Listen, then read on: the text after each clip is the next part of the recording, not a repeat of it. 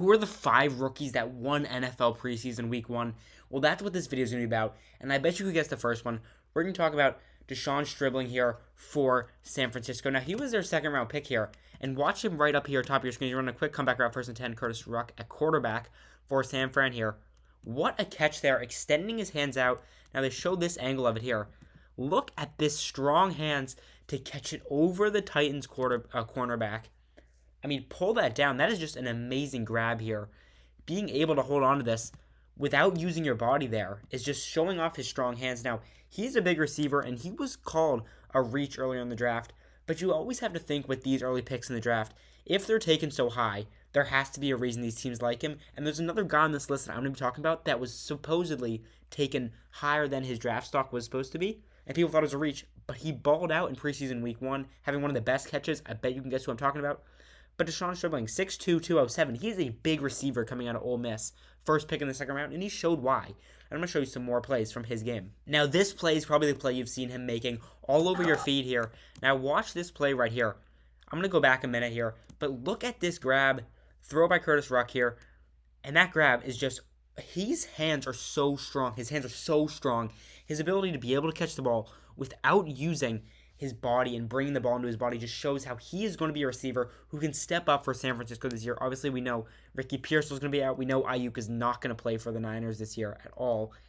I mean, they need someone to step up badly for the receiver room with Ricky Pearsall out. You do, and you lost Jawan Jennings in free agency. So now you have your receiver one most likely being Debo, and then you also have Christian Kirk, and then Mike Evans. But I think Deshaun Stribling can fit somewhere into this wide receiver rotation now with Pearsall being out for this whole year. The next guy I'm talking about is the Commanders' rookie running back, Kaytron Allen out of Penn State here. He got a lot of carries in this game, having 85 yards in the end. Watch him right here. And something that you're going to notice about Kaytron is his patience here. He's sitting behind the line and he's looking at this here.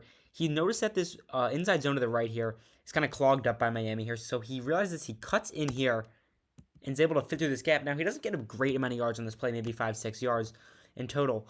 But his ability to just stay patient behind the offensive line, which is one of the things that was really noticeable about him coming out of college, was his patience behind the line. And that is just amazing to see out of a running back. The patience level. Now, it doesn't get him a bunch of yards. I'm going to show it one more time. Pause right there. So he sees that it's clogged all up in here. Miami, you have your defensive tackles here and your edge rushers kind of coming in. He's able to cut back and get through the gap there, showing off that he is such a patient running back, which is so important in the league now, and something that's kind of unique for his skill set. The next guy I need to talk about is Caleb Douglas, the Dolphins wide receiver from the 3rd round this year out of Texas Tech. Now, I can't show the video. I couldn't find the video of his one-handed catch. I'm sure you've seen it on Instagram or YouTube. And the photo's on screen right now of the one-handed catch. I just wanted to shout him out here. He had an amazing game. I think he'll fit perfectly in the Dolphins, similar to Deshaun Stribling, with the wide receiver room kind of banged up. Also for the Dolphins, it's just a little weaker with Malik Washington, Tolbert, and Tutu. Douglas should be able to fit in with that amazing catch, but that was his only play this game, was that one catch. Aller went 10 for 13, 153 yards, and 2 touchdowns, passing touchdowns, and 1 rushing touchdown. Let's look at the first play I'm going to show you here.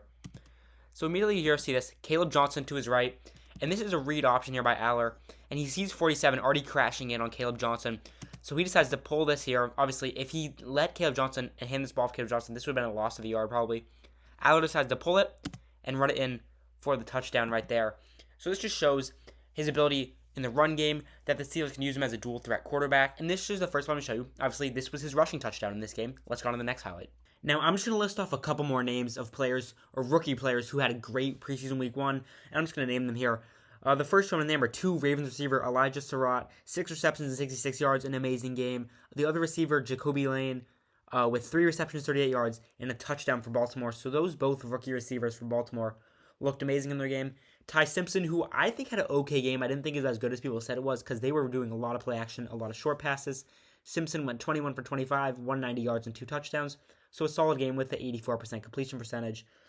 Those were the 3 other guys that I was going to mention. I just didn't want to play so many videos for you guys. But those are the 3 guys that also won the week. But the main 4, Kaytron, Deshaun Stribling, Caleb Douglas, and Drew Aller.